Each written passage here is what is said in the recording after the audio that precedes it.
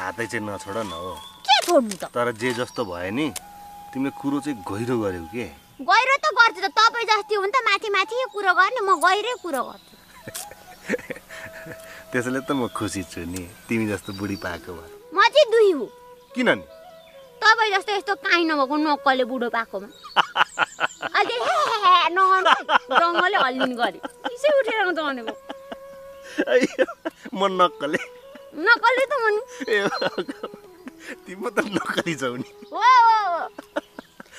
धेर फुर्ती नबार्नु नि त। कोहीसित जिस्केको गरेको, कोही केटीसित बोलेको मैले थाहा पाएँ भन्दै मैले जाने। ल ल ल ल मसँग बाहेक अब कोहीसँग बोल्न त पाउनुहुन्न। हाँस हजुर हाँस। केटीसँग नि फेरि आमा बा कोहीसँग नि नबोल्नु होला, तपाईँको छोरीले नबोल्नु भने तपाईँको त भर होइन। अब त म तिमीलाई सोधेर मात्रै बोल्छु, नभए त दाँतै झार्दिने रहेछौ। झार्दिन परिहाल्यो नि, चकचके भएपछि। ज्ञान हुनु पर्यो नि म जस्तै। ए हो है, तिमी त कस्तो ज्ञानी है। ज्ञानी त हुँ नि।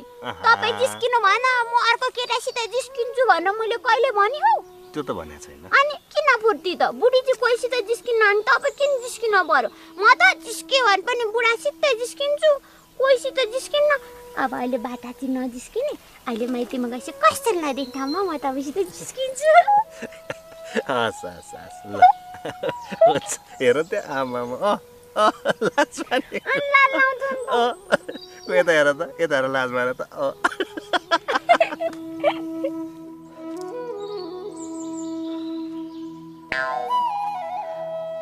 हजुरहरू कहाँ गएर बस्नु भनेको त यहाँ आएर पो बस्नु भएको रहेछ।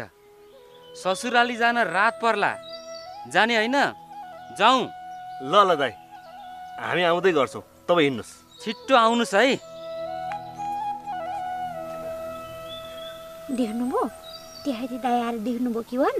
त्यही भएर जहाँ पाए त्यही नजिस्कौँ भने कि कहाँ मैले? अब तिमी आफैले त भने ढिलो गरेको, अघि नै जिस्कायो सकिसक्थ्यो। फुर्ती हेर्नु न, फुर्ती छिटो यताड़ी जाम छिटो हुन्छ।